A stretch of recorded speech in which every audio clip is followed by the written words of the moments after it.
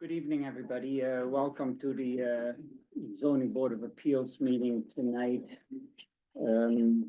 January 23. Tonight we have a bit of a two-part meeting, two acts. Tonight, main act is going to be our Forest Ridge comp permit application that we will be discussing. Then after we and that tonight we will take a very brief recess, and then we'll just really for everybody to clear out, and then we'll discuss some other administrative matters that the board still needs to deal with.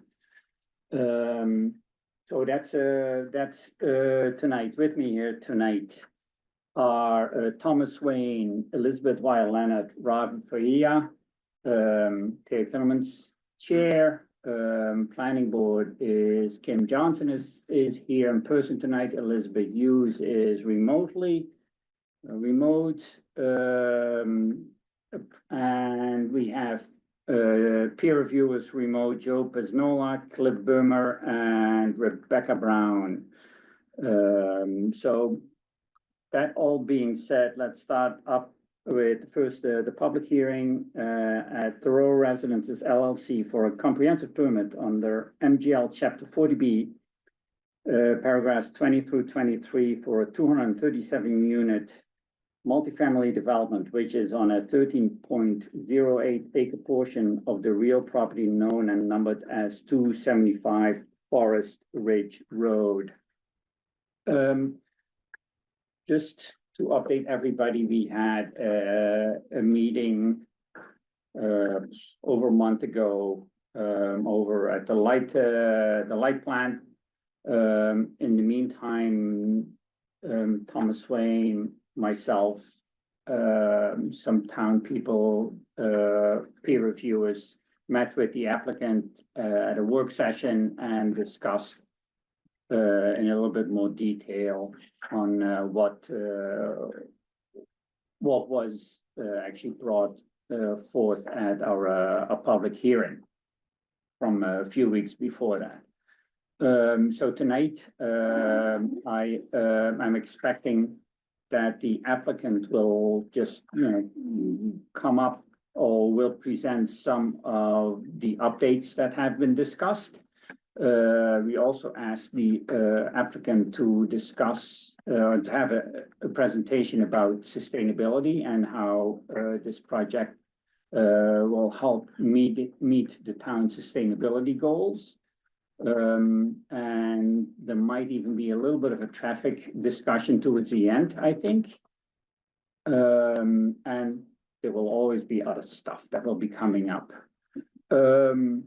Just also before we start, I know we have a follow-up meeting scheduled for February the 27th. A board member and Elizabeth will not be here that day. So from now until then, the following, the scheduled hearing would be, I think that would be March 13, I think is what we scheduled. That would be 7 weeks from today. I think that's just a little bit too long to kick that, because then also we're going to run into our time deadline, and if it would be nice to us, we could extend that, but I don't want to do that. I mean, we can, if we just work diligently, we can meet everything within the deadline. So my suggestion is to have a meeting, which would typically be our regular scheduled meeting, would be 3 weeks from today, which would be the Thursday the 13th, which is between now and that time is only 3 weeks. It's not a whole heck of a lot of time, but I think we can get stuff accomplished, and I really want to keep this ball rolling so that we can get to the finish line with this. So think about that as you present and as we'll talk tonight, and then items that we can say, well, let's punt on that until the following meeting. I think that would be good. So with that all said, and look at the board, they don't jump up and have anything to add, then I will hand it over to the applicant. Great. Is there anywhere specific to go here for the Zoom or? No, the owl should pick you up. So you'll this owl has like 3 eyes, so you are on the screen actually. Got it. And then you need to share your screen, right? Yes, So I'm gonna do that in a minute. Well, I'll do that now, actually, if that, make sure that works.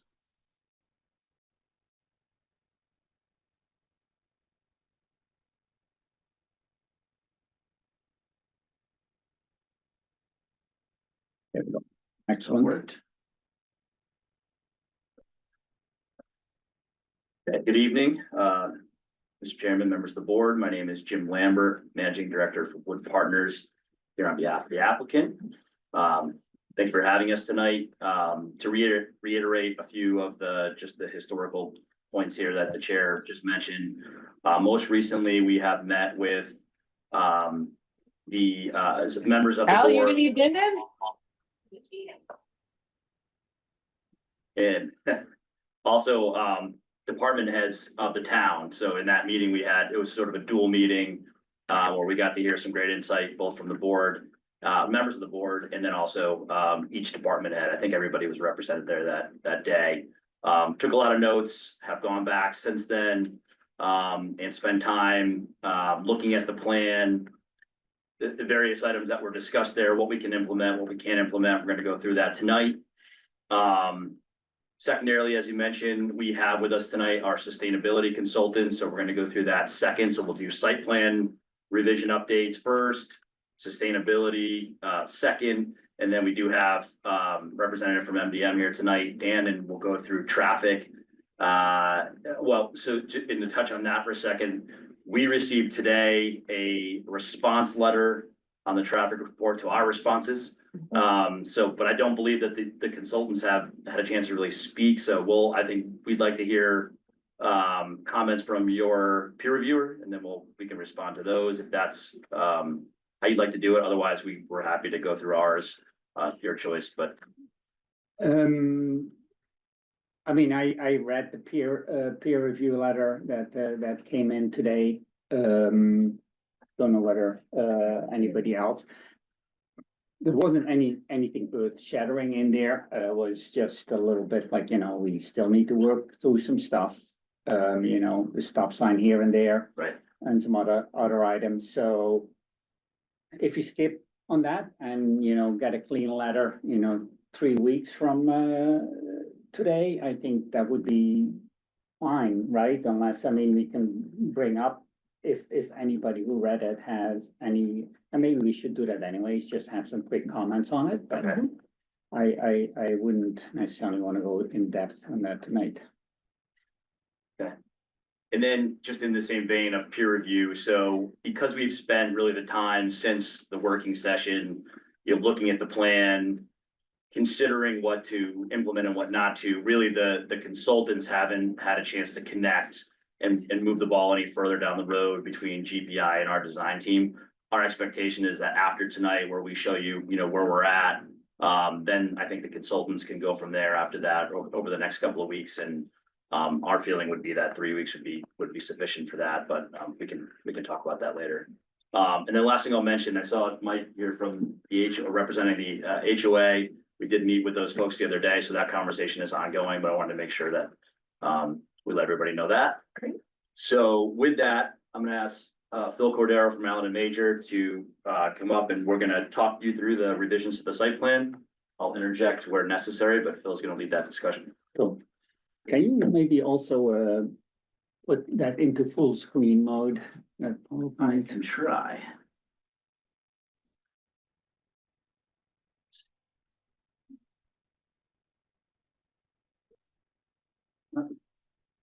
Oh. Look at it. There we go. Thank you. Okay, so I'll speak to the screen. Hopefully the owl picks me up as well. For the record, Phil Cordero from Allen and Major Associates. doing the civil site engineering here. And as Mr. Lambert pointed out, what I'm presenting tonight is information as a result of the ongoing discussions with the board and the town departments had at our workshop session back on, I think, January 7th. We have commentary from your traffic consultant, GPI, relative to site layout comments from your architectural consultant, sort of enveloped into these. But what is also outstanding is, as Jim pointed out, we do have and acknowledge an engineering review letter from GPI, which we fully intend to respond to word line by line written responses. But what we really want to do is present to you where we are at in the site planning, see if we're on the right track collectively on the project, and then we will address all of the engineering comments with the goal. If we have 3 weeks' time, we think we can accomplish it. Hopefully GPI's schedule is available to do it. We could conceivably come back here with hopefully a letter that says engineering technical wise, we're good to go. Yes. And if not, I mean, we, at that point in time, hopefully have something to read and respond to as well as the board, so. Yes, so absolutely, absolutely. So what I would present to you is this, for quick reference, this is our old site plan. You know, the layout, the metrics of the layout are generally the same, but again, frame of reference from Forest Ridge Road, coming up the centralized boulevard driveway to the two buildings, 237 units, building A, building B, with the parking and circulation around it. We can rely upon this if the board or the public has any follow-up questions, we have this available to us. What I would advance to is our current iteration of the site plan. And I'm going to take you through, starting at Forest Ridge, sort of how we've migrated our changes through the site. I won't get too in the weeds unless you want me to. I just wanted to give the board an overview. Some of the comments again from MDM, through the MDM GPI correspondence, some from the GPI Allen and Major correspondence, others from the workshop. So as we come in off of Forest Ridge Road, the first thing that the board will note is that our boulevard roadway is wider at the suggestion of your consultant. We are working with the Concord Fire Department because we are considered a single ingress and egress. It's paramount that the fire department has emergency access for the site under nearly all circumstances. So the boulevard roadway provides us that opportunity. So under the prior site plan, we had 12-foot lanes with an 8-foot median in between, so it was still oversized. But through the consultant, through GPI's recommendation, coordination with MDM, we wanted to provide even wider lanes such that if there were a car broken down on the way into the site or on the way out of the site, the lane widths are adequate that the emergency vehicles can actually continue to pass those.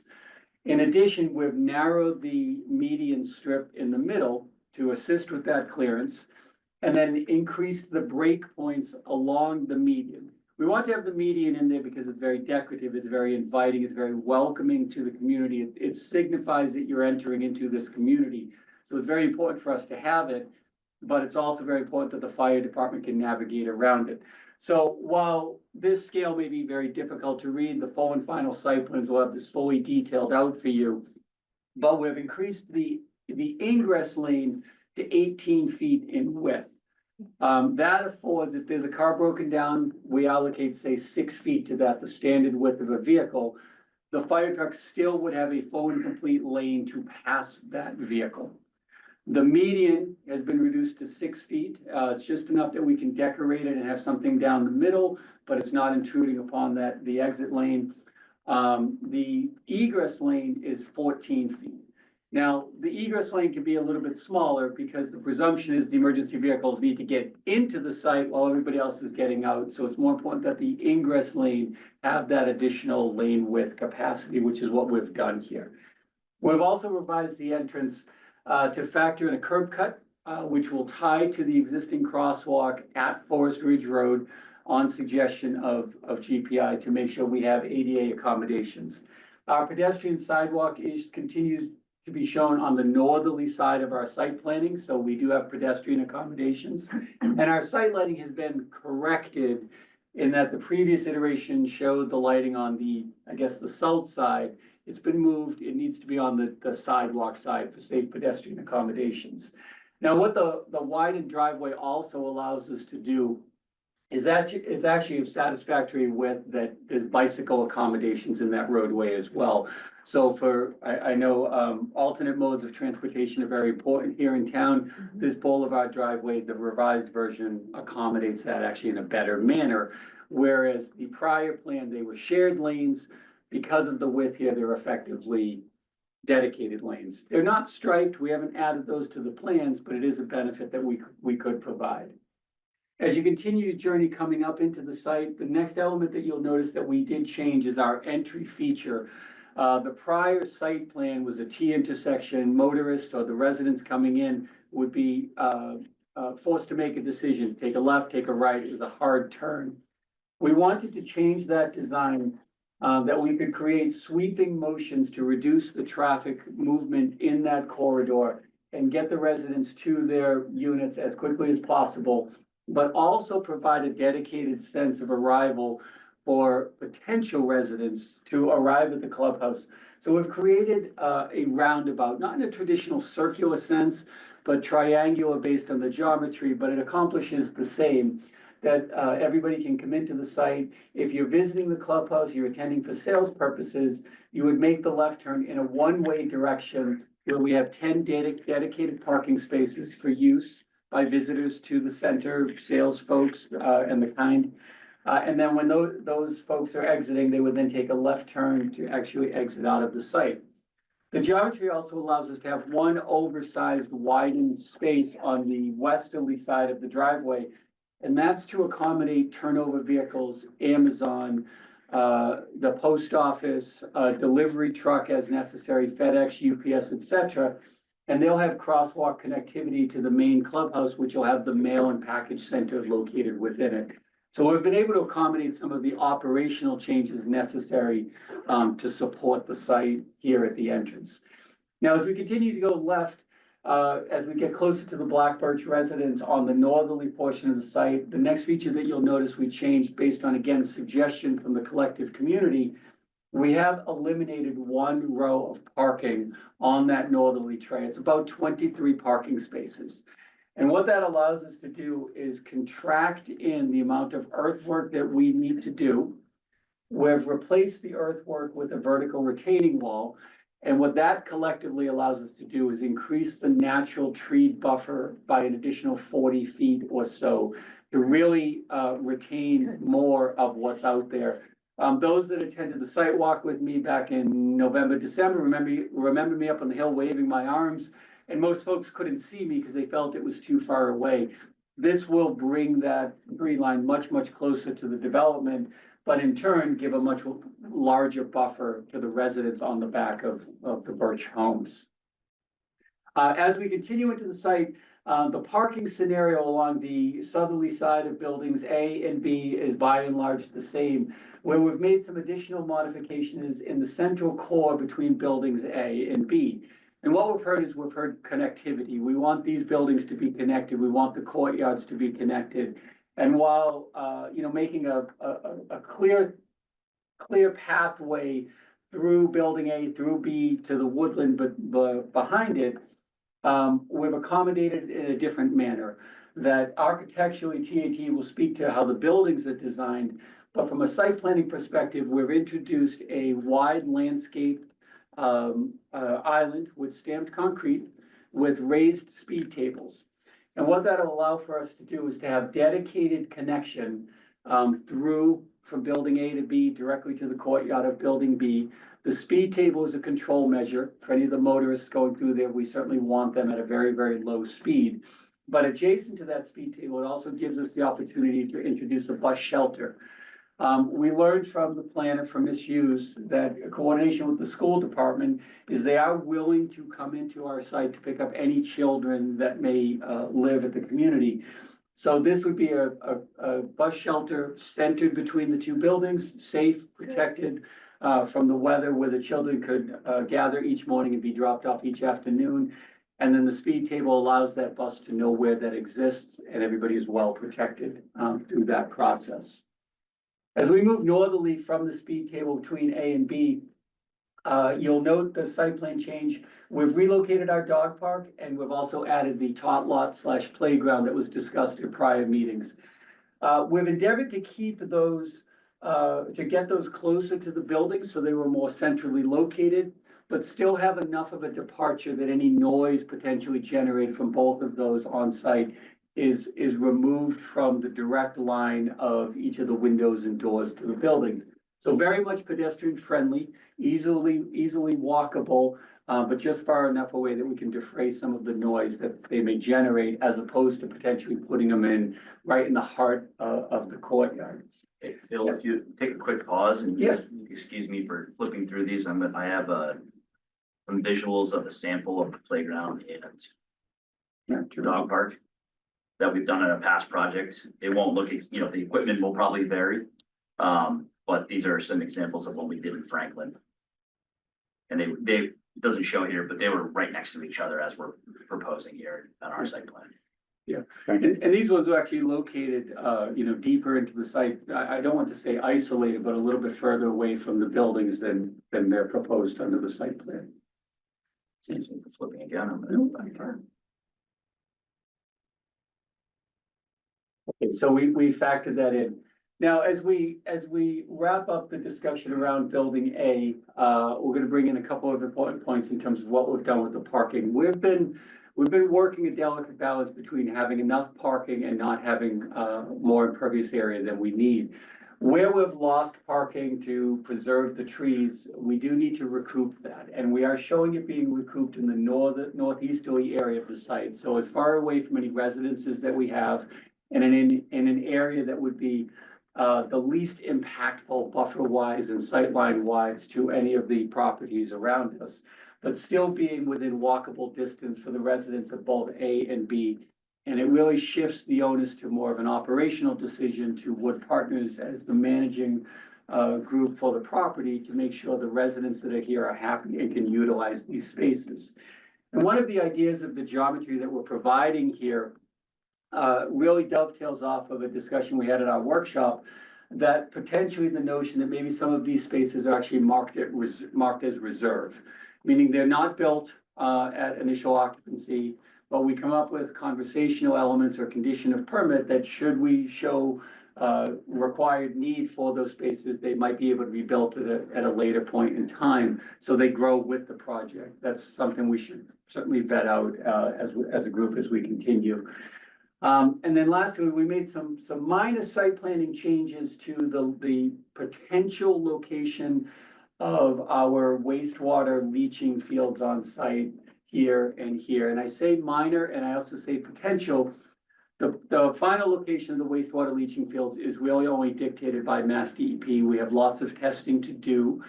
So we need to keep everything very much schematic, but we can move things in a certain direction.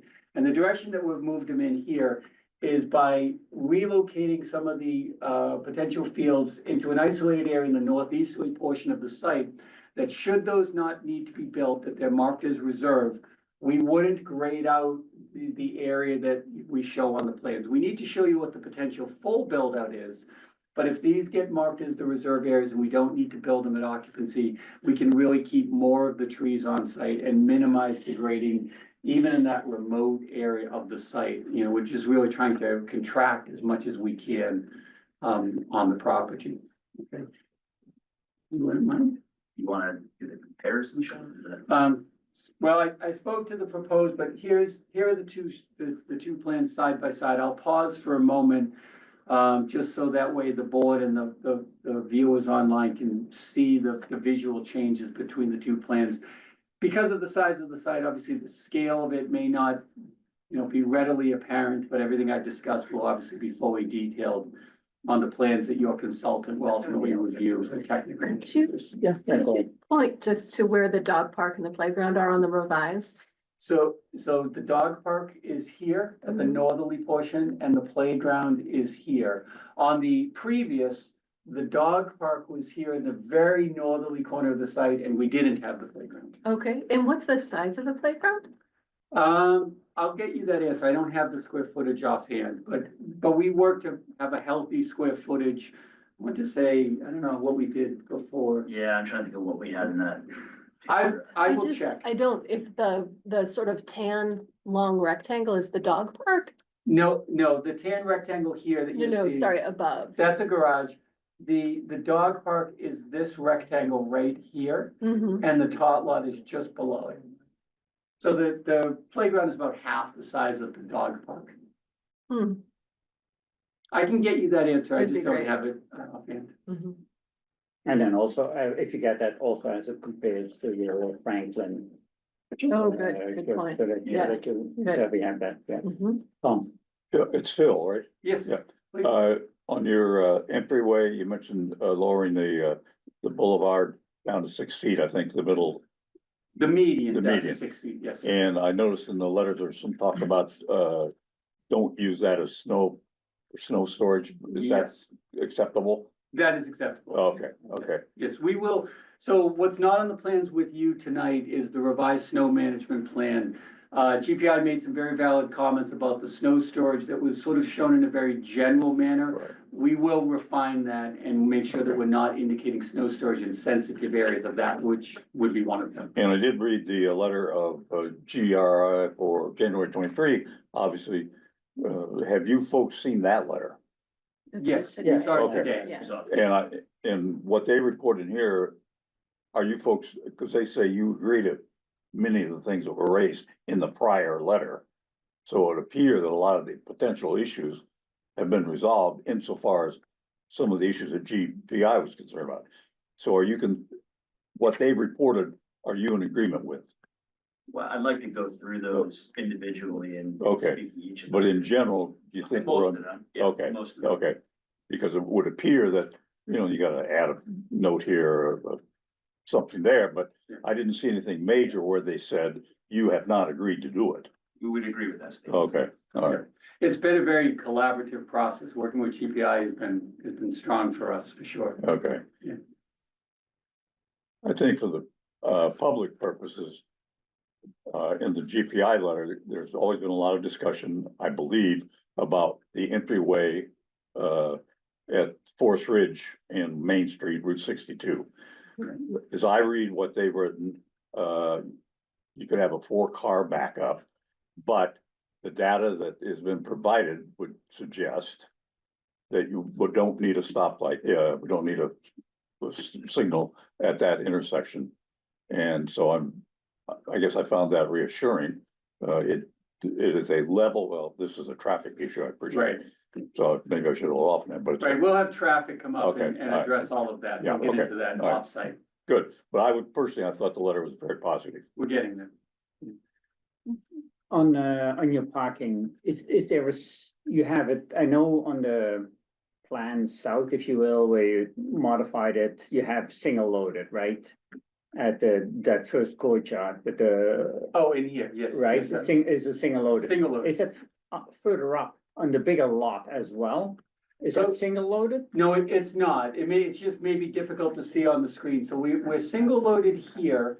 And we're quasi single loaded in front of the clubhouse simply because of the loading space. Yeah. But the rest of this is double loaded through here. And this is actually 2 bays to make up Yeah, for some of the okay. loss of the density through the northeasterly Yeah, corner. okay, so I'm just reading it on screen Yes. from here. Yes. As that almost, that looks single loaded, but that's good. Yeah. You mentioned reserved parking spaces. Mhm. Where are they? Phil, does other, even though it's black and white, is that better? Yeah, maybe if you wanted to go to that, yes, please. One more. There we go, Yeah. that's perfect. So this hopefully shows that it's double loaded through there. Yeah.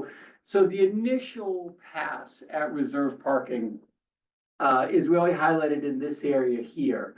And simply because the geometry works out very well that we could build to have this complete route around building B. And then the furthest remote parking could be built later without being impactful to the project. So I've identified sort of that area as the most strategic area to think about first and then disqualify it if we wanted to go somewhere else. And somewhere in there, that area contains about 47 spaces. Doesn't need to be all 47. We can discuss really what gets put into reserved if that's amenable to the board and the applicant is potential solution to sort of minimizing some of the parking concerns that we've heard through the last couple of meetings. Yeah, we'll have the discussion later, I think. Go ahead. Okay, could you just back up? I just want to make sure I didn't miss a slide. We may just gloss right over these two. Back up one more, sir. Okay, if you could just go forward, and forward again.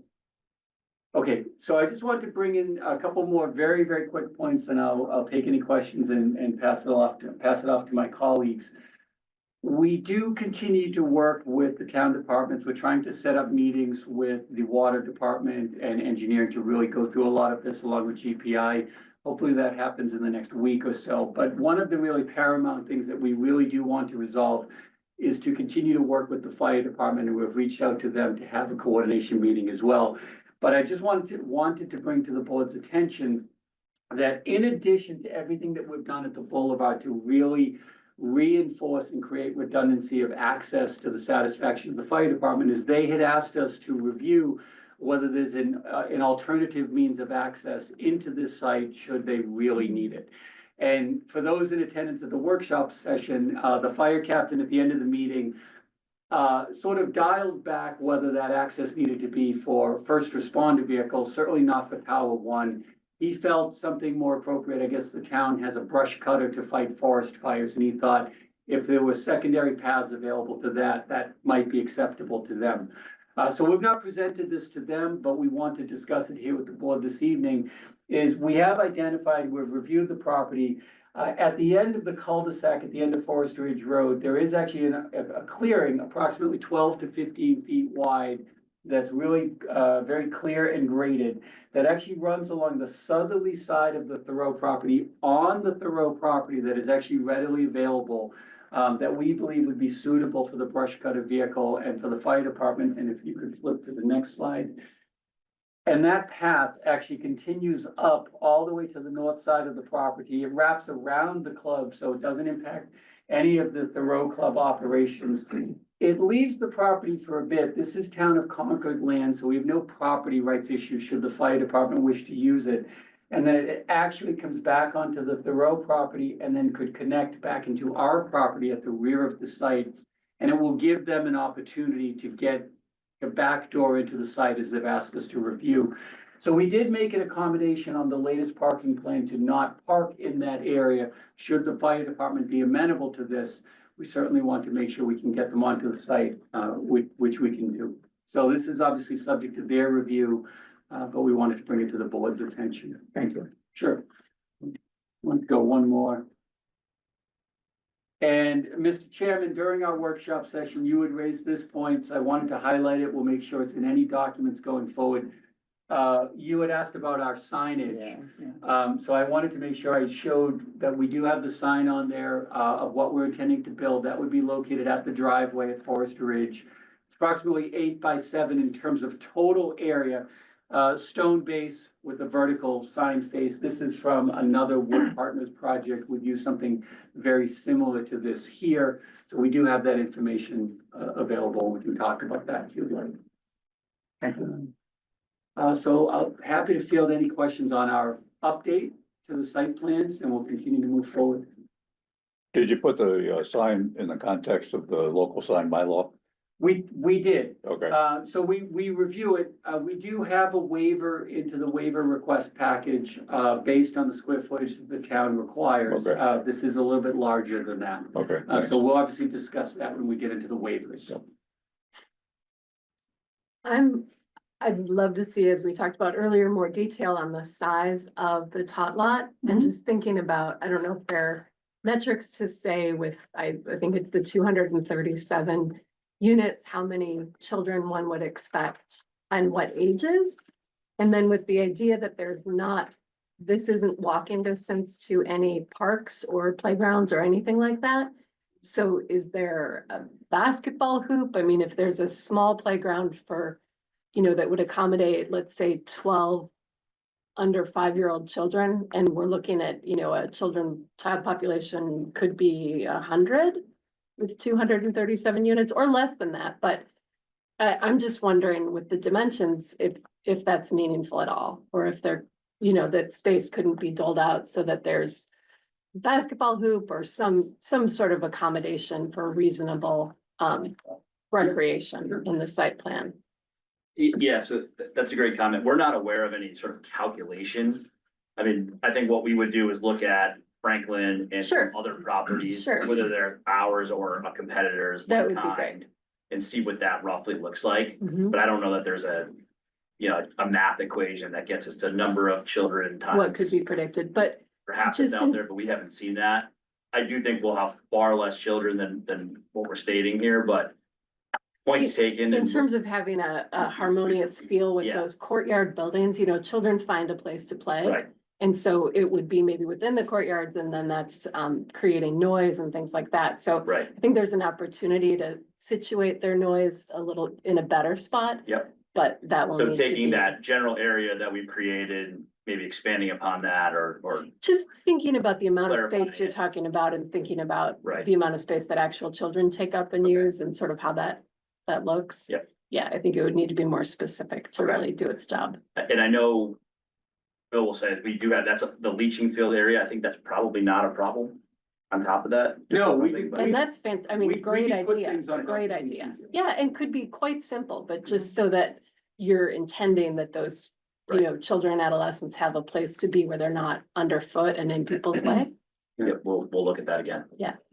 And the leaching fields also, again, for those not familiar with it, they will read as just lawn. Yeah, I and mean, there's that's great structures too. underneath it, but it's just open lawn, for lack of a better example. Yeah, as long as, you know, it's intended that there'll be some play in there and maybe a little thought into like, is that soccer ball gonna hit the car? Or, you know, is there something we can shoot a basketball into? Just, you know, these are not fancy accommodations, Right. just simple stuff. So that it's intentional and kids don't get creative and find somewhere less convenient to Can't hear play. myself, so I understand. Yeah. Great. I think we're gonna move off site here, right? Actually, I wanna. Well, I just have one question. I'm thinking about order and on how we move through here, but I have one question, and that's your entrance drive. You know, obviously, we're gonna make the fire chief happy, right? That's said, we're not gonna. But, you know, I was reading GPI's letter this afternoon and it was like 12 feet, 18 feet, and then even some ball outs, and it's like. That's a lot of paving. And so I wanna be very. Critically looking at that. You know, what kind of curbing are you proposing for that driveway? So on the gutter side would be precast concrete, so it would be vertical. On the median in the middle, it would be sloped granite, and with, again, with the idea that if the fire truck had to ride up on the median, it could do that for anything. Yeah, and that's, you know, that's. Even visually, right? I mean, from a stormwater point of view and just in general, it's a lot of paving. And then even visually coming down the driveway, I mean, you're gonna have to stripe in the middle, otherwise it's just so, I mean, visually, it's gonna be horrible looking otherwise. So, I would, you know, I don't have any answers here or even any requests, other than, you know, if you and GPI could look at that very critically and just. I mean, Paramount just make the fire chief happy, but if we can do with less paving, yes, please. Because, and then how to make it visually a little bit more attractive, because 18 feet of width coming in is just not, I mean, you're gonna have to at least line it. So that it feels a little bit more narrow, but.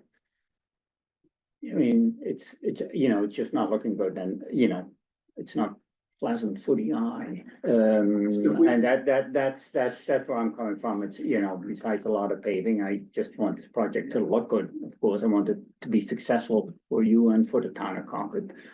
We share the same, Mr. Chairman. Obviously, in this case, we've let function dictate over form. And obviously, as we review it with the fire chief. I'm the first one who says, you know, form follows function. But, yeah, do we need it? Do we need it? Please review this. Can made smaller and then bulb outs or anything like that. So, I do want to go here. I, just since we're on site plan, Cliff, our architectural peer review consultant, do you want to chime in, or do you want to wait for later? Hi, and thanks, Theo. I think I read the engineering report that came out this morning. There are comments in that letter that overlap with some of the comments in my letter. I think, for example, creating continuous walkways all the way around the site, including that across the parking area that divides the two structures, which it's awfully small on my screen, but I don't see it here. There were other questions that I had that are site related. And I think if I were expecting a kind of point by point response to my letter, maybe this isn't the right time to bring it up. But I'll put that out there. If that's forthcoming, then I can hold back and do a detailed look at this plan.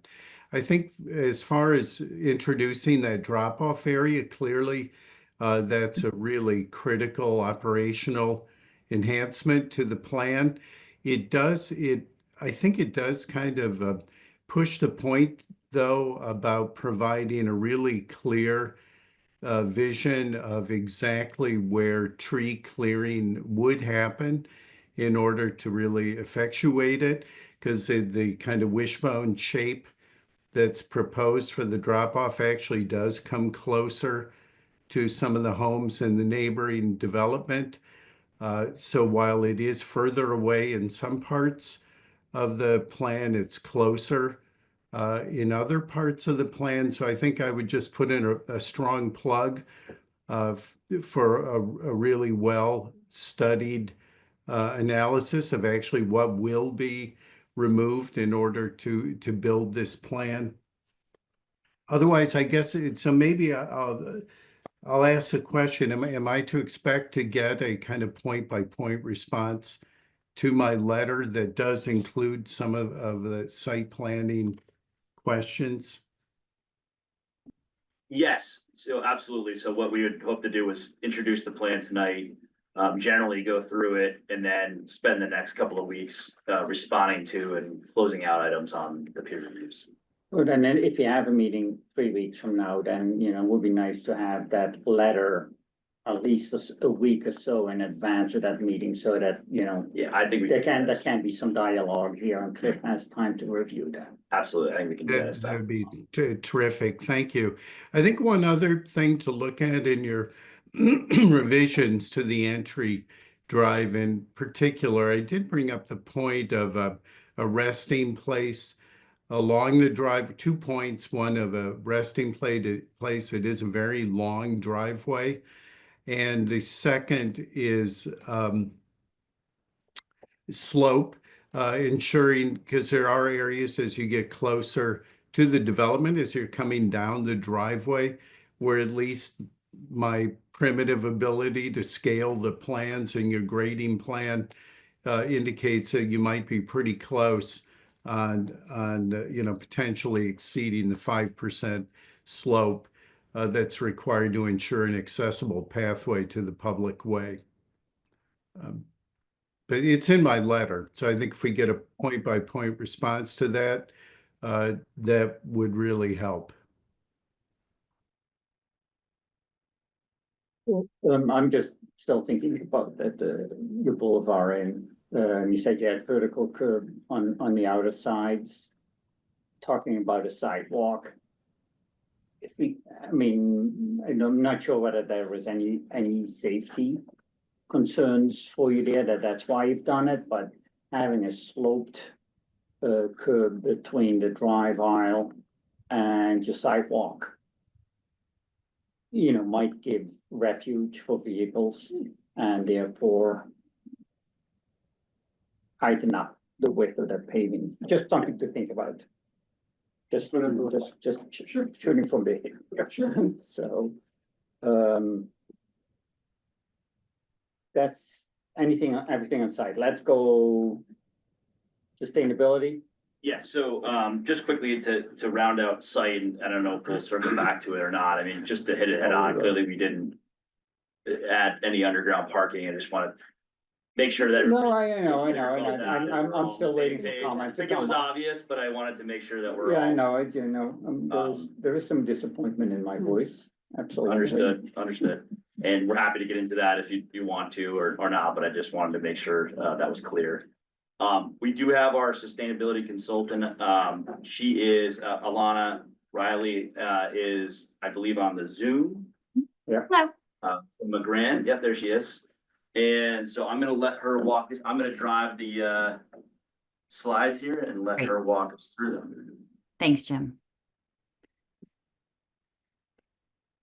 Well, it's lovely to be here today. I'm here to help the community members kind of gain a better understanding of how the development team intends to comply with the specialized code and highlight aspects of the program that are going to demonstrate their commitment to delivering, a sustainable, safe, and resilient property to the town of Concord.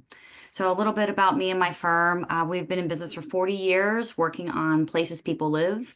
What that means is we focus on multifamily and apartment buildings, new construction, existing building, and we have engineering design, sustainability consulting, and an existing building team all under one roof. So we really love the places people live and understand what it takes to design a modern, efficient, sustainable building today and help upgrade, our existing assets to make them more resilient in the future.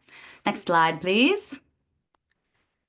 So the team has asked me to be here today to help explain their intention to meet the specialized code for the town of Concord.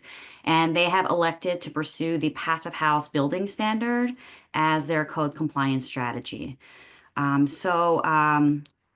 Passive House, just for those who may or may not be aware, is widely considered one of the most stringent building standards that exist in the world. We're effectively designing a building or buildings here that are going to use less energy and demand less from the grid. Big picture. Next slide. So, there's a high level of complexity involved and rigor in pursuing a passive house project. And this is the type of work that my team, that we love to do. And we're looking forward to digging in once approved.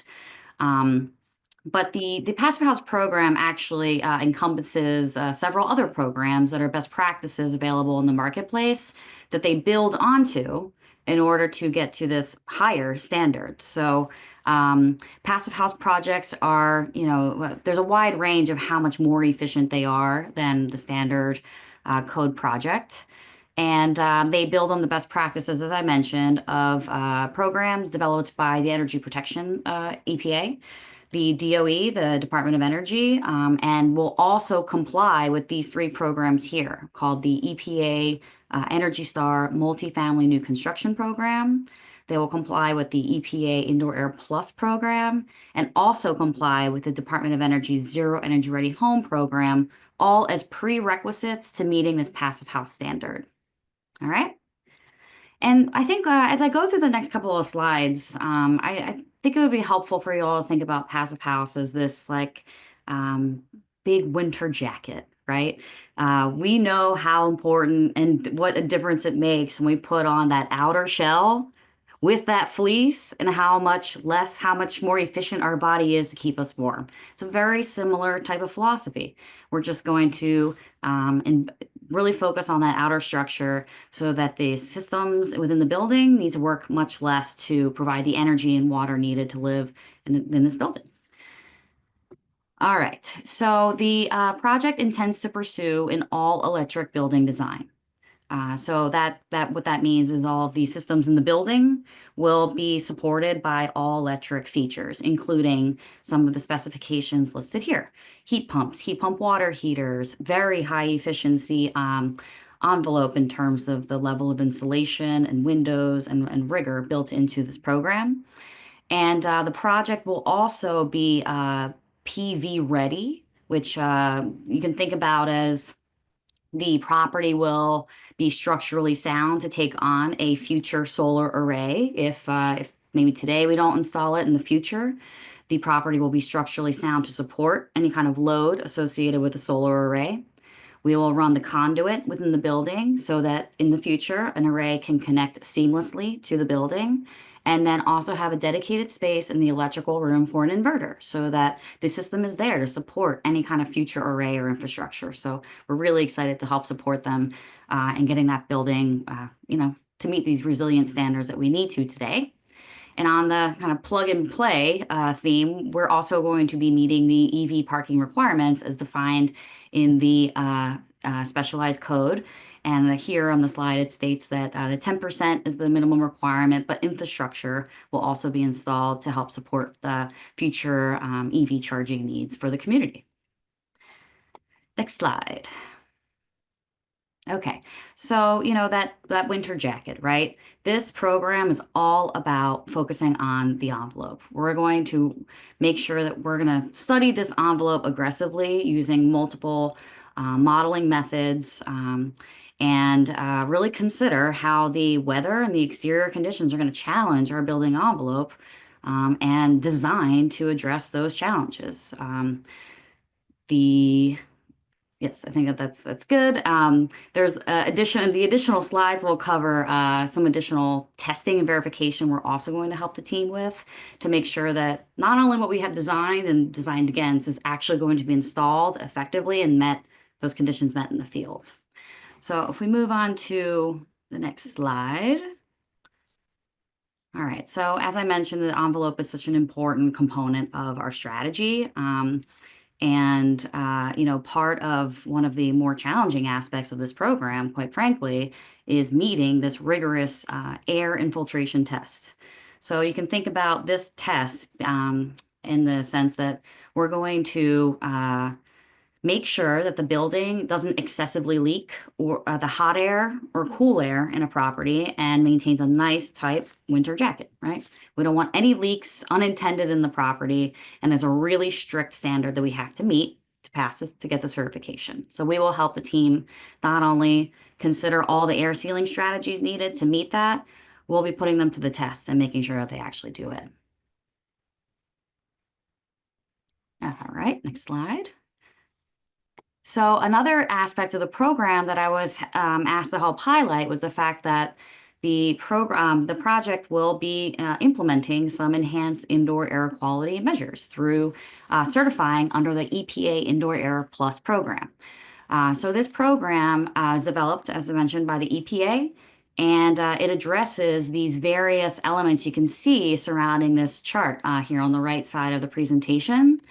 So this program is specifically designed to address these factors. So we tend to approach that in a three-pronged strategy. We're going to make sure that the development team and architecture team is specifying building materials that have low VOC, volatile organic compound materials, to minimize the exposure to toxins in the building. So let's make sure we don't bring that stuff in to the building to pollute and create indoor air quality issues. So that addresses that materials piece here. The second item is going to be to really think about how we're providing fresh air in this building. We know that ventilation and filtration and providing fresh air has a really significant impact on people's health and well-being and their ability to thrive in a space as opposed to getting sick or feeling uncomfortable, where they live. So that second piece addresses that ventilation, filtration, moisture control, and combustion pollutants. So, I heard a garage being mentioned. We're going to make sure that the pollutants in this program will require us to make sure that the pollutants in the garage are completely separate from this building so that we're not allowing any of the buildup from that space to enter our amazing building. And then the final strategy is just to make sure we're focusing on that envelope. We've discussed that a number of times already in the presentation, but it's so critical to making sure that we have a durable property, a resilient property, a safe place for people to live and create community, in Concord. So all in all, just in closing, the development team is going to deliver a pretty state-of-the-art project to the community. And, we look forward to the collaboration and contributing to meeting the 2050 goals and reducing community-wide greenhouse gas emissions. And if anyone has any questions, I'd be happy to weigh in or follow up with anything that may come up. So appreciate your time. Thank you. That was a sustainability one. Questions from you guys? And I thought, I mean, it sounded all very good, but to my layman's ears. So I'm actually going to call here on Mr. Boomer. I thought you might. I thought you might. Well, I'm very happy to hear about actually pursuing Passive House, and your goal is to actually go all the way through certification, Passive House certification. Yes, that's right. Yeah, we get a nod here. Yes. Okay, terrific. A couple points. I would check the specialized code. My own experience has been that in buildings 12,000 multifamily, 12,000 square feet or larger, the EV parking is 20%, not 10%. But so please check that. I would also recommend as far as interior air quality, that the building incorporate a passive radon mitigation system. That's included. I'm Terrific. sorry I didn't mention that. Yes, that's part of the EPA Indoor Air Plus program mitigation strategy. Yep. Great. That Cliff. I would recommend maybe a little more detail, not now necessarily, but yeah, I think the board is probably looking for a sustainability submission, and something I would talk about maybe in greater detail is resiliency strategy. Certainly Passive House is a big step in the right direction because it does allow residents to stay in the building, in power loss situations, whether it's too hot or too cold outside. But more detail on that.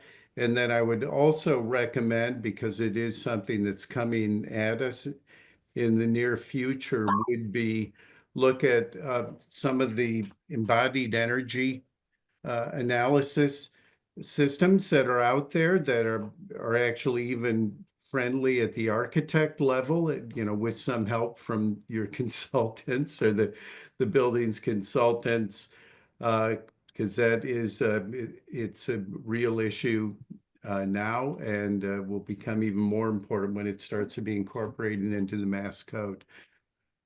So those are my initial comments, and I'm happy to offer more once I have a little more time to think about it.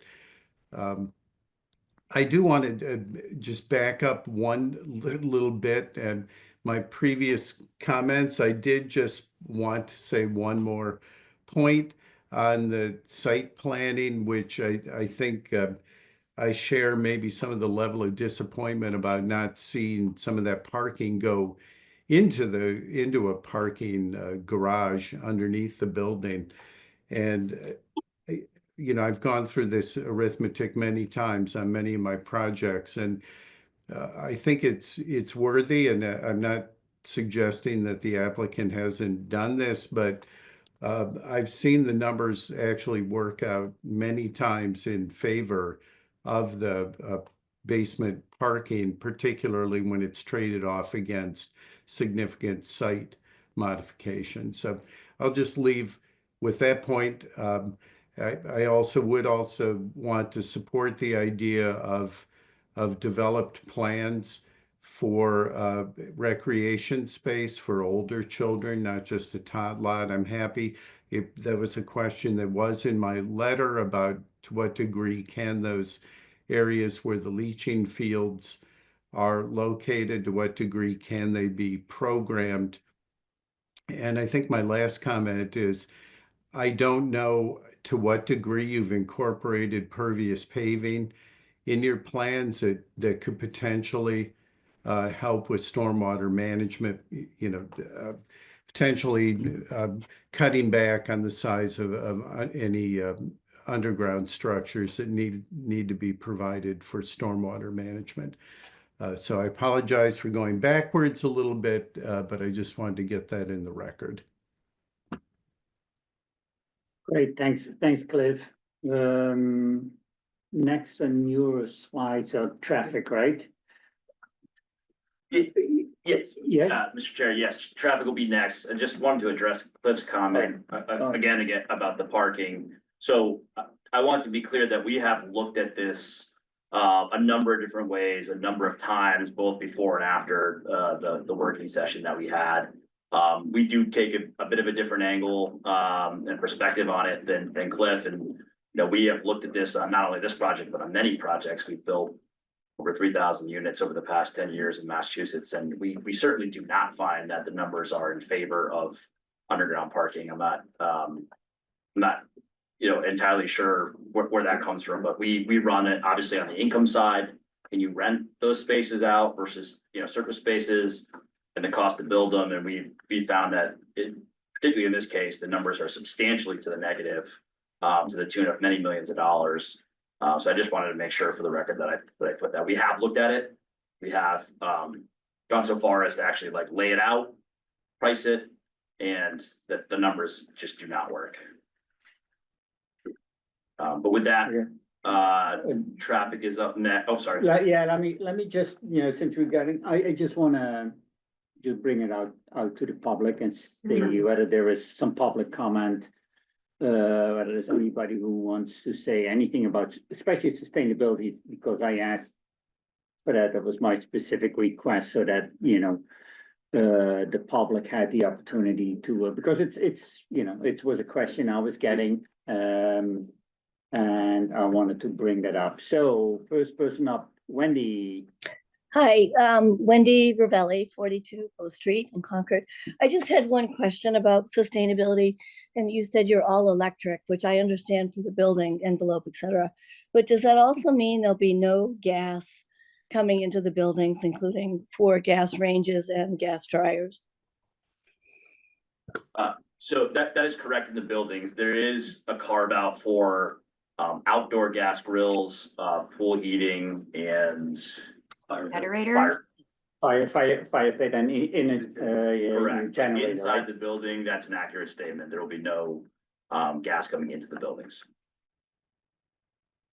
Okay, great. Wendy, does that address your Oh, question? it does. Thank you. Appreciate it. Okay, Scott. For the heat pumps, are you thinking of ground source or air source? Air source. Air source. Sorry, Scott, you need to state your address for the record, Thanks. please. Scott Richardson, 260 Elsinore Street. Thank you. So you're saying air source, correct? That's correct. Have you evaluated geothermal? We discussed it with our sustainability consultant for a variety of reasons. We didn't feel like it fit in this project. Okay, and then you say it's gonna be PV ready. You're not gonna put panels on the building at the beginning? So that's something that I think is still up for discussion. I know there was a comment we met with I'll stand up, the department heads about capacity.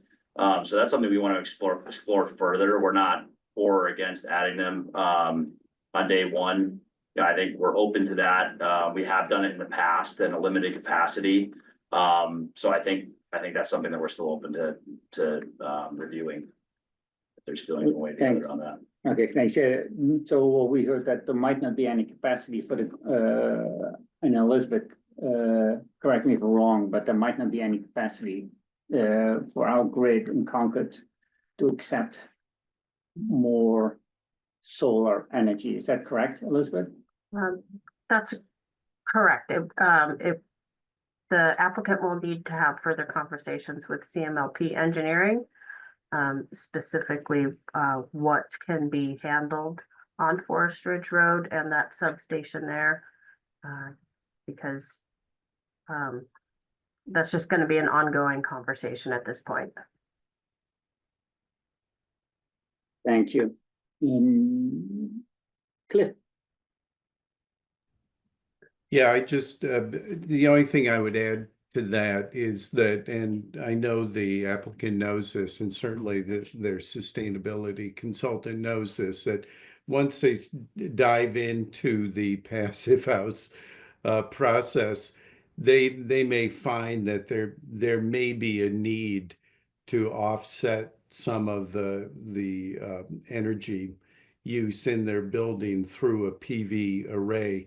So I think this is going to be an evolving thing. It always is in developing a design for a passive house building, but it could end up ultimately connecting with a resiliency plan.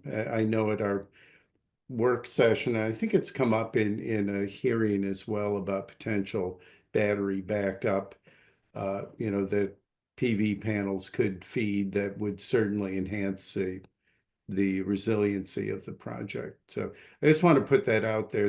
There's no way at this level of design development to really know where passive house certification is going to drive you.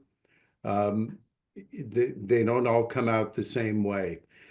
So I'll just state that out there, that if they get all the way through it and get passive house certification, that will, to a large degree, dictate whether or not PV is a required, real requirement.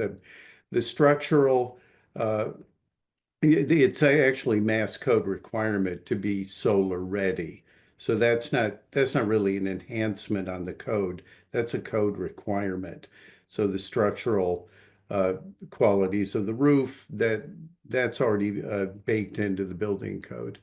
But where passive house will actually drive them is yet to be seen. Thanks, thanks, Cliff. Ronald Whitfield, you're up next.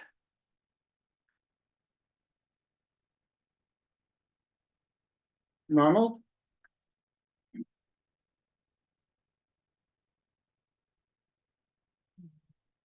Hello? I'm now off. Yes. Sorry about that. No Ron problem. Whitfield, 67 Whips End Road in Concord. I was going to ask the sustainability consultant whether they evaluated the extent of carbon sequestration in the very large number of trees at the back of the property, which I believe will have to be removed for this project, and whether that sequestering so much carbon is really offset by the benefits of passive. I threw passive, obviously, for housing, but I regret the loss of the trees in the very back of the property. Thank you.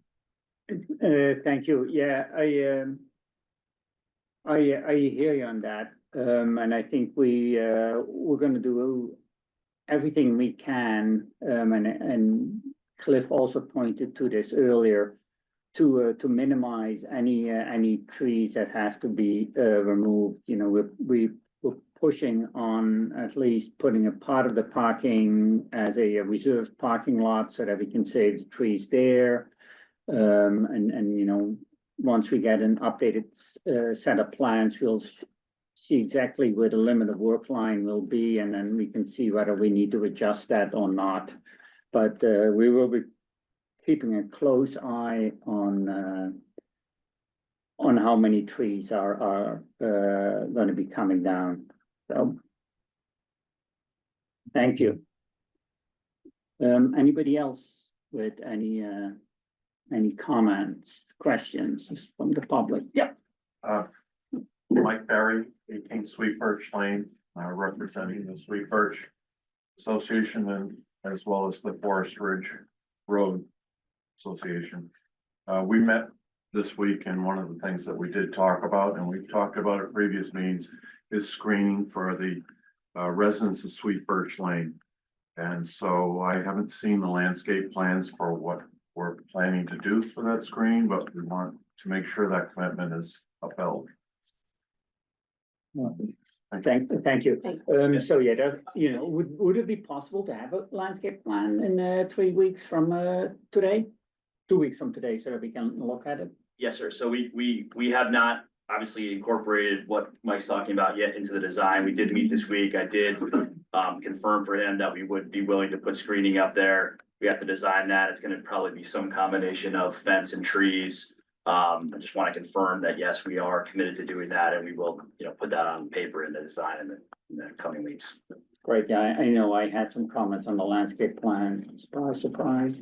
On an earlier iteration, so, obviously, I'm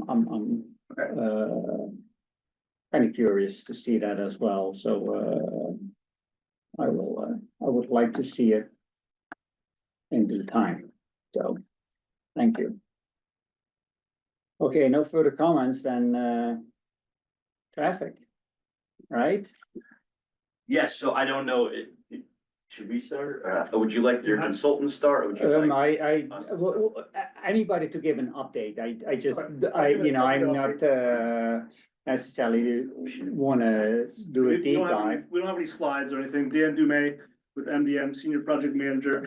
Nice to meet you. We did a full traffic study in this project, which we went over at the last meeting.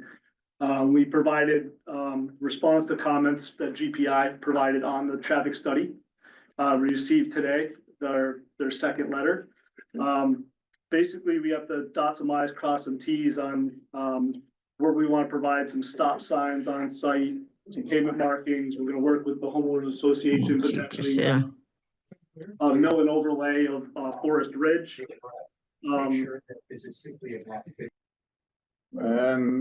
Hello, Anita Tackle, hey, please mute yourself.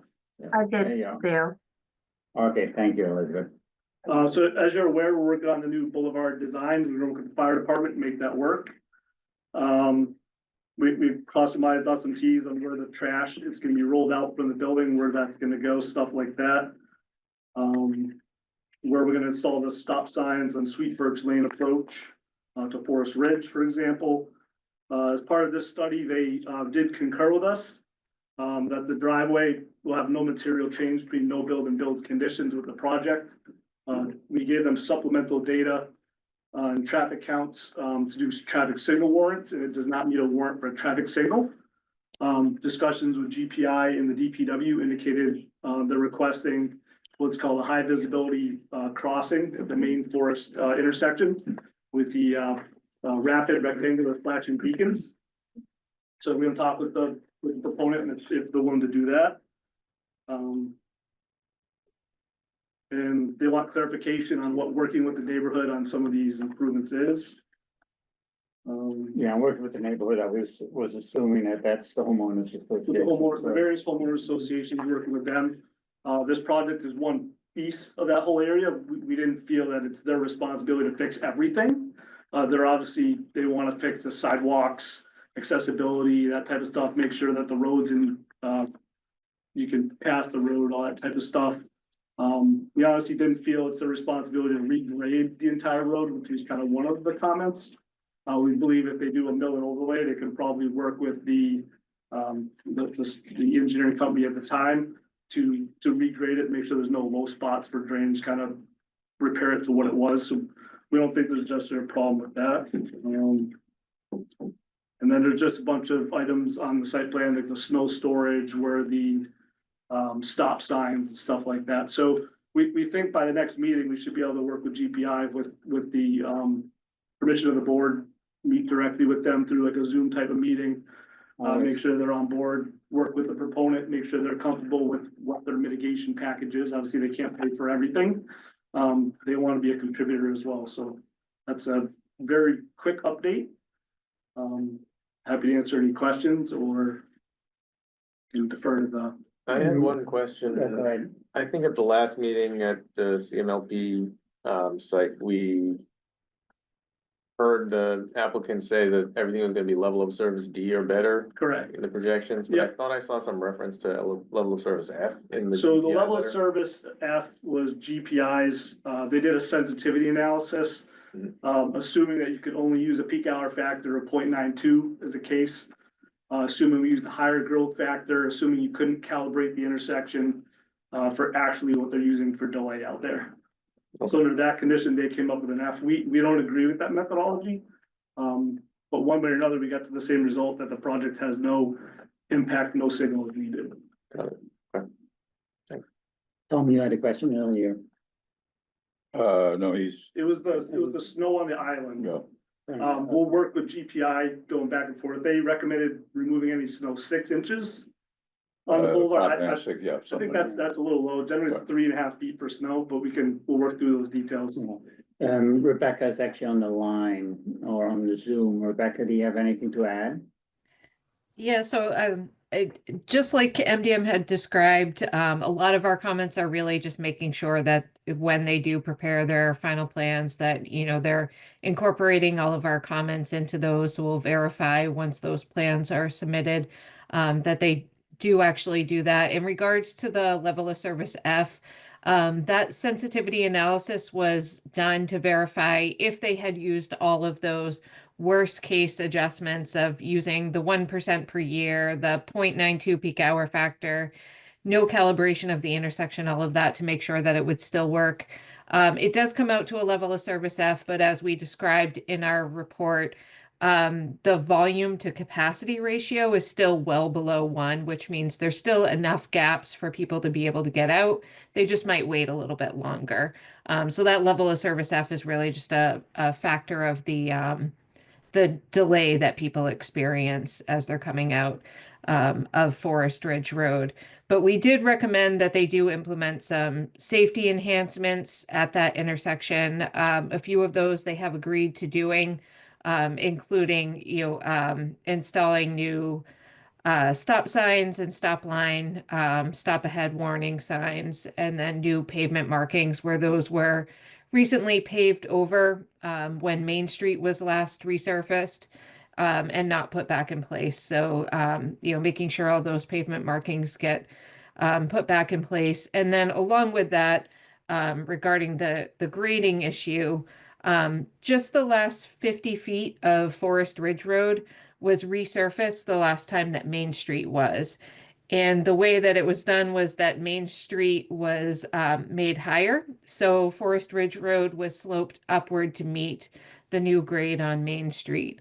When they did that, it created a low point that is causing some ponding of water at the end of Forest Ridge Road that in the wintertime freezes, and because people are coming down a hill, can cause them to slide into the intersection. So we were really just looking for, as they're doing a mill and overlay there at the intersection and installing those new pavement markings, for them to level that out to remove that low point in that area.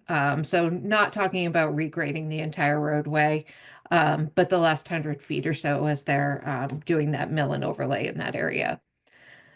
So a lot of our other comments, like I said, they just are things that need to be addressed as they go through, making sure that everything gets incorporated onto the plans. I can walk through what those are if you want me to, but it sounds like it's probably not necessary to do that.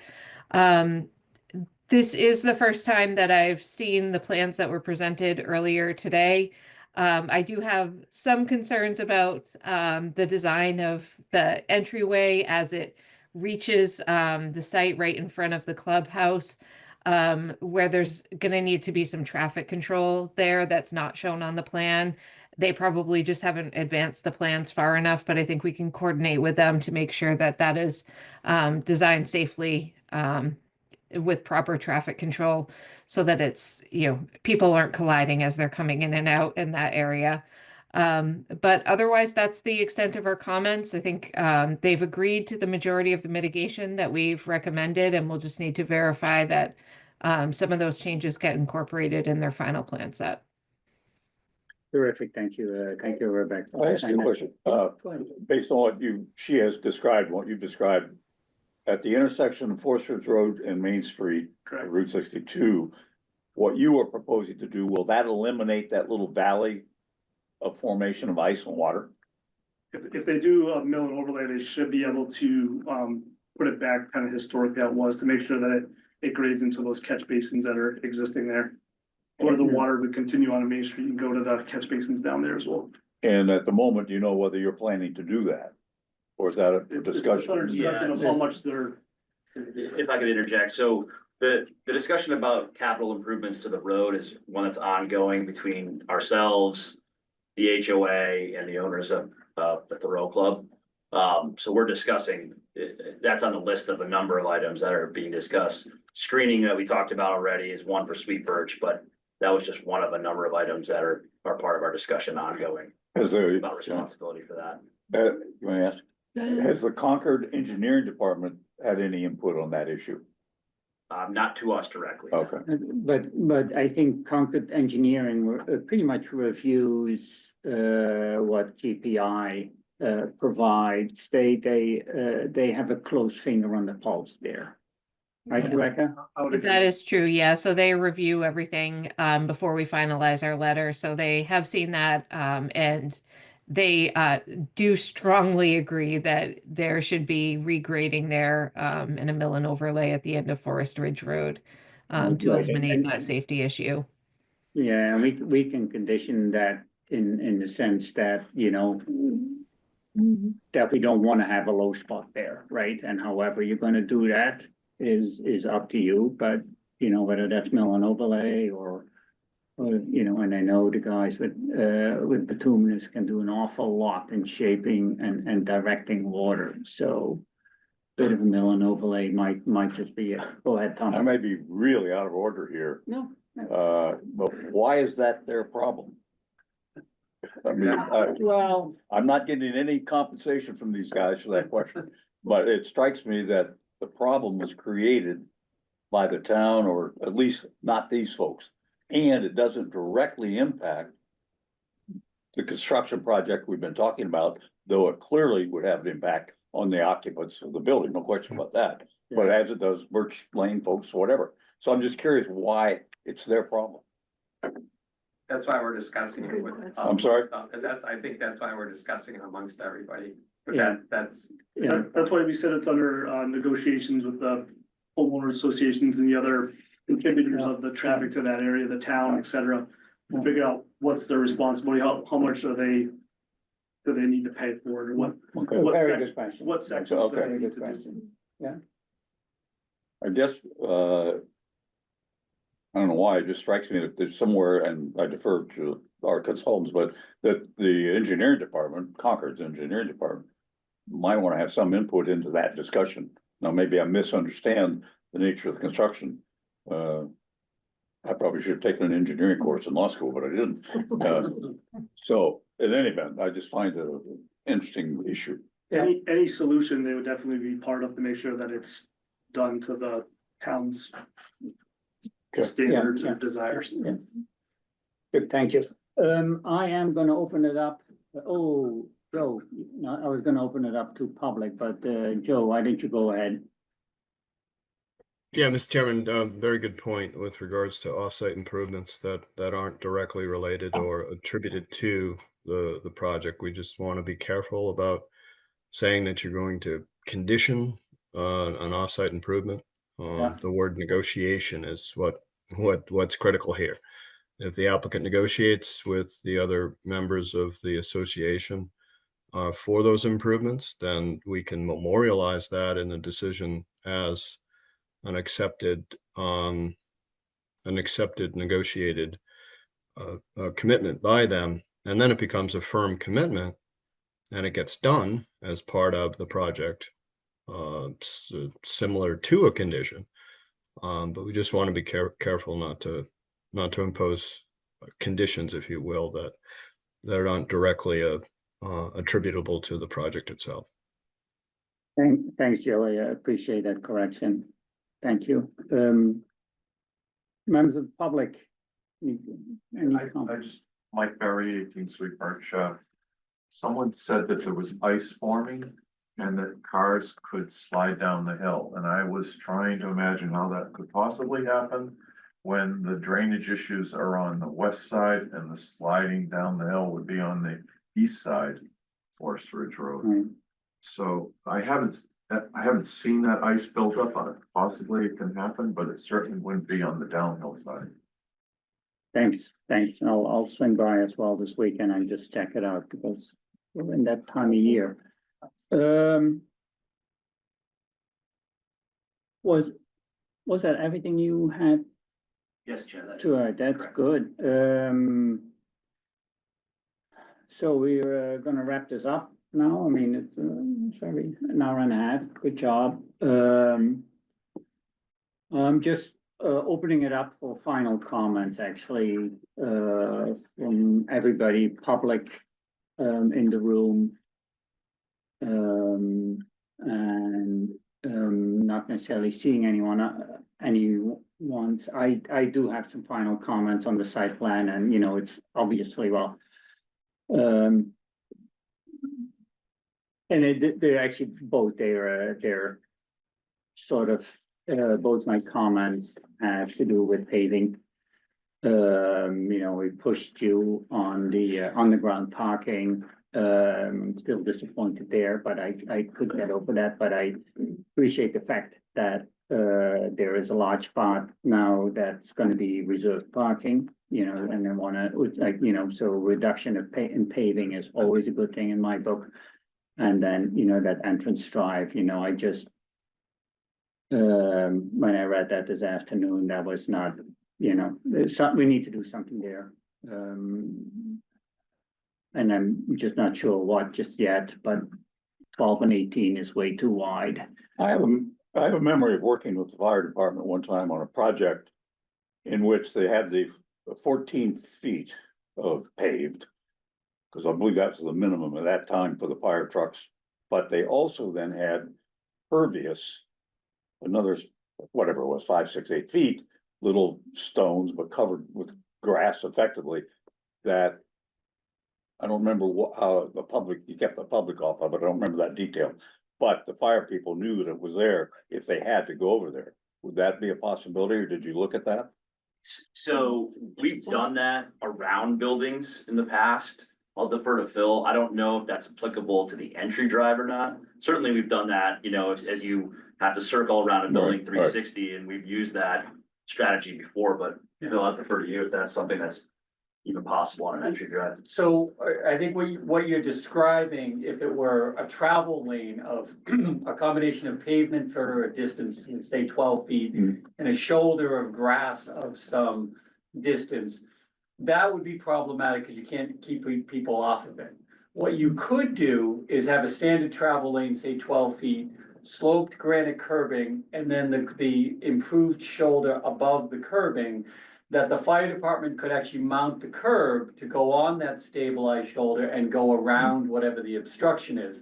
So there is a solution in what you're suggesting. It minimizes the pavement, it puts grass up on the shoulder, but it puts the onus then on the fire department that they're willing to mount the curb to go on the shoulder. They'll know it's there. We would demarc it. We've done similar things in similar circumstances. But it's whether they would accept that as the operational solution, but it solves the pavement solution that we're talking about. Yeah, so, they're gonna make a comment about snow removal, right? Because It would then need to be part of the snow removal plan, Correct. because it becomes part of the travel lane also. Right. So you would get the snow removal over the full width of the pavement plus the improved stabilized shoulder. Right, and to my point earlier, if you do that on the side where the sidewalk is, you can then incorporate the sidewalk as well, so you get quite a wide width, with the sidewalk in there.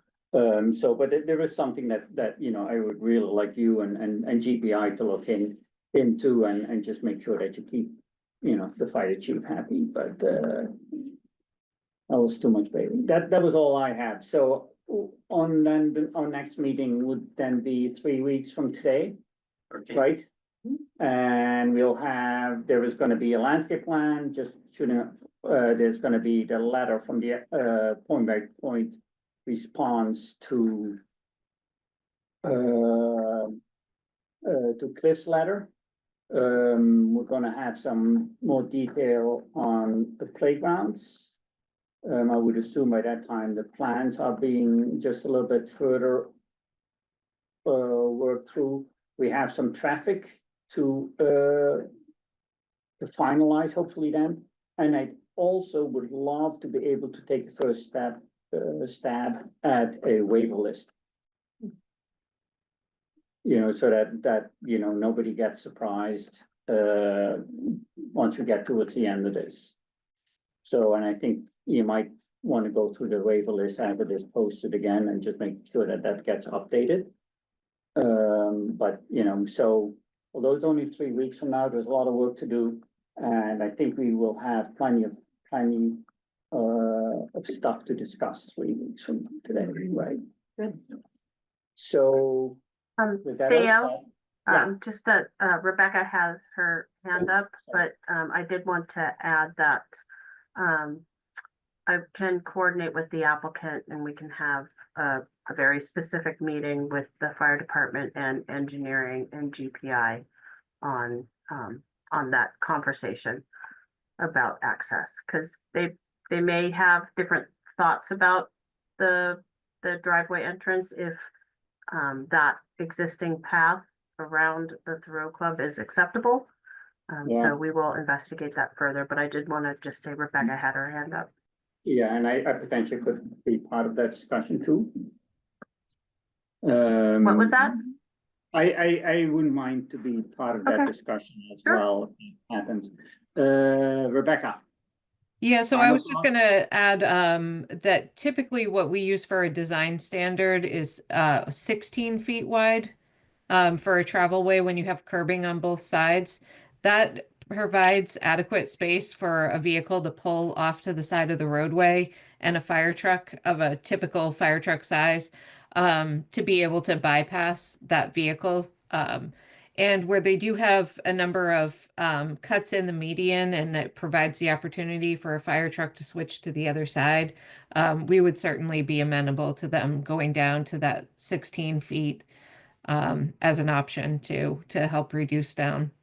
yeah, that's a good point, indeed, that those curves, the cuts are in the median. That could be helpful too. Thank you for that. That said, a motion to continue to Thursday, February the 13th, 7 o'clock here. So moved. All those in favor? Aye. Aye. Thank you so much. See you in Thank 3 you. weeks. Thank you, everybody. Appreciate your time. So long, everybody. Bye, Take care, Cliff. Cliff. Bye, Joe. Ladies' Recess. room, and then. Hmm? I was telling you. You ever have one?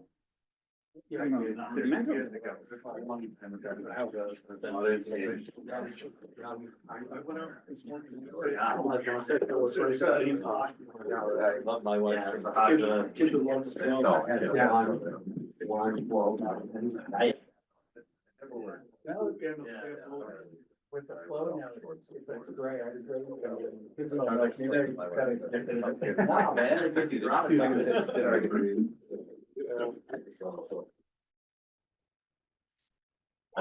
This is good, they're open till 11:30 tomorrow, so you're gonna fly it over there. Perfect. Because of Sure, I'm prancing through the snow on my bare feet today.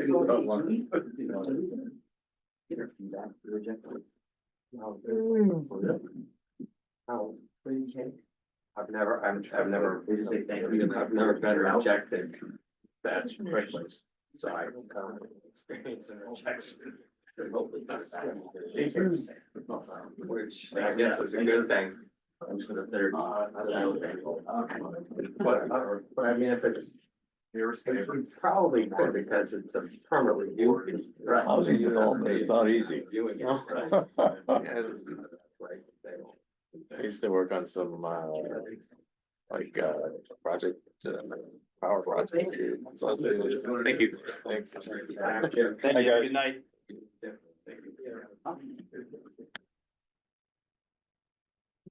You enjoy you enjoyed the Notre Dame Ohio State? Oh, I did.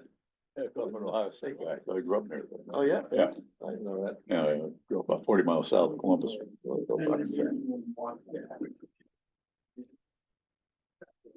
You know the name Jerry Lucas, basketball player?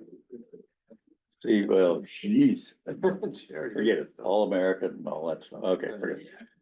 I thought I might go to Ohio State and play basketball until I saw him play with Dad. I said, wait a minute. No. Wow, I was just surprised it's been 10 years since the last one. Time goes by quickly. Yeah. Okay, let's wait for Kim. You know, I'm not gonna be here on the 13th, right? I thought you were gonna be. Presents for ya. 24th. All right. Thank you. Blended coffee. Nice color. It's festive, right? Okay, Like that's, okay, I thought you were gonna, oh, nice color I'm too. putting my name on mine, so there. Yeah, So sure. you're not gonna, well, you're gonna have to Just watch the video. watch the video, Yeah. file the paperwork. Mhm. Where you gonna go? Malaysia, Ooh, it's fun. Hmm? It's a long way. Yeah. you wanna stay a little while. Pleasure or business? Yeah, my family's there. Oh, terrific. Are you Malaysian? Back on then? Yeah, my mom is Malaysian. Anyway, let's, You saw that, right? I took it from- oh, yeah. Are we still on the record? Public? Yeah, well, we're continuing now with the next item on, we're still being recorded here, right? It was,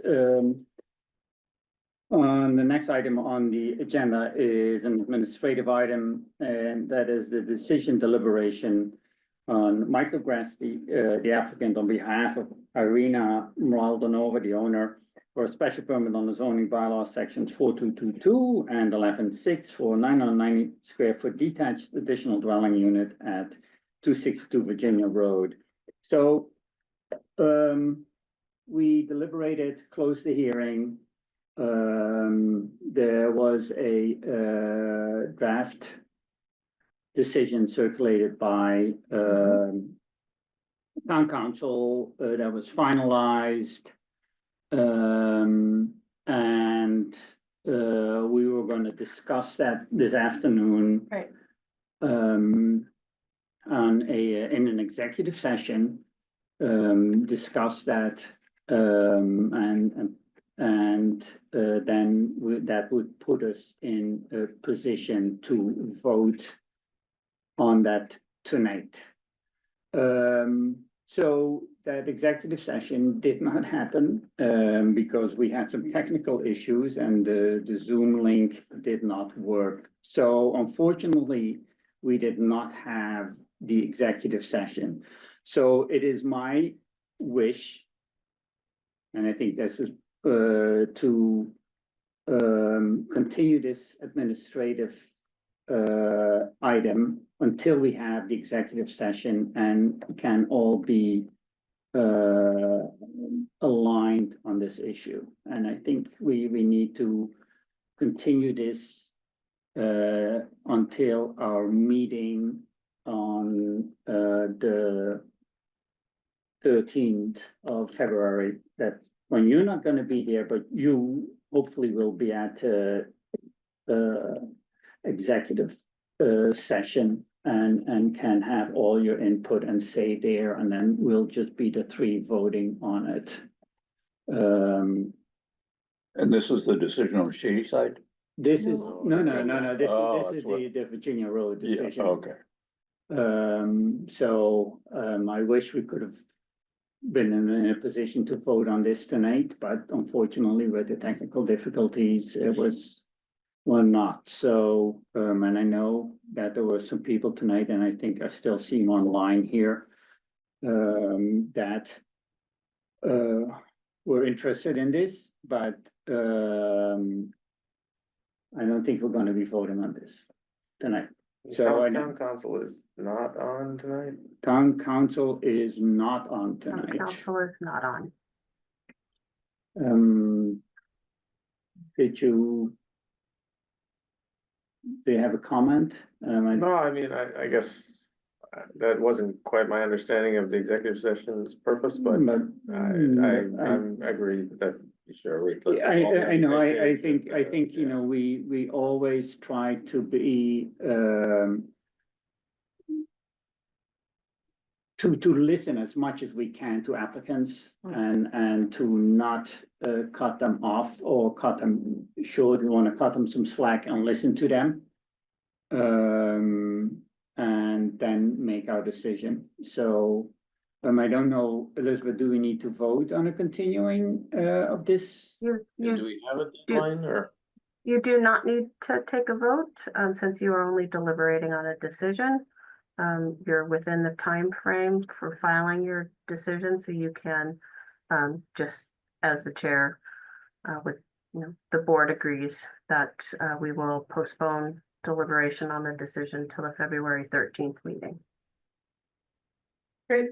Great, yeah, I think Thank you. that's the right thing to do. Give the applicant, some time. Good, next, administrative item, meeting minutes. Of March, 26th of 2024. I read them and, like, well, that's a long time ago, they all look right, so, Yes, can we have a motion? Move to approve the meeting minutes, for March 26. 26, 2024, as we all reviewed. I second that motion. All in favor? Aye. Aye. Aye. Excellent, that's approved, and then I have a last little, administrative item that's not on here, and actually also didn't need to be on here. And Wendy is actually also still on the line. Wendy is our, select board, liaison, and, Wendy, has been very active trying to find, additional people for this board. Ah, And Wendy, well, two things happened. First of all, Wendy found somebody. Unfortunate for you guys, it's not an attorney, but it's an architect, even better. That may be More better, yeah. better. So, yeah, so, Steve will be joining us shortly, I think. And Steve will be joining as a, of course, an associate member. Your desire is to stay an associate Yeah. member, right? Yes. So he'll then take the first available full-time slot that comes. And that at the latest will be about 3 years from now, when I leave. And this is the other thing that, happened. I have petitioned through, Wendy to have an additional, a third 3-year full-time term, because I had only 10 months as an associate member. And then, so I had technically 2 terms left as an associate. And I petitioned Wendy, and she's gonna bring that up to the full select board Great. to have. Got a great news. yep, you are Thanks. just right in that role. Thank Keep you. things moving Thank you. very nicely. So that's, so I'm gonna be, you all gonna be stuck with me for another 3 year. 3 years. I heard Elizabeth scream like, no. Wendy, should you need support for that, I'm being serious here, the 3 lawyers on the board. Yeah, we have a fair amount of understanding of the zoning code, et cetera. But speaking for myself, I have no way the depth that Theo has when it comes to land development. Yep. Some of the environmental issues, et cetera. So I was concerned that he wasn't going to repeat. I thought, that's Yep. gonna be a gap. So We I'm, really need him. yeah, so I'm Yeah. delighted. Thank you, Theo, for. Yeah. That's great. And Theo, the Steve Newbold will be approved probably a week from Monday, so he should be able to join your February 13th meeting. Well, so that's Great. gonna be Great. good. That's gonna be good. And then, so here, which is, and that's was also one of my reasonings here. I really felt, that for me, and not being a lawyer, I really felt like the 10 months associate time was not enough for me to really ramp up. And I sort of wasted a part of my full term appointment in just getting up to speed. Mhm. Because it was hard. So that's where we are. And Great. so I'm gonna be staying another 3 months, 3 years with you all. Good, it's great news. Great. Thank you for those kind words. So that's where we are. Do you need a motion to adjourn? I move that we adjourn. You do not. The chair You just has to got it. declare Oh, no you did. further Yeah. business. But I don't want to waste any time, so I'm happy to. Sure, Okay. why not? So thank you all.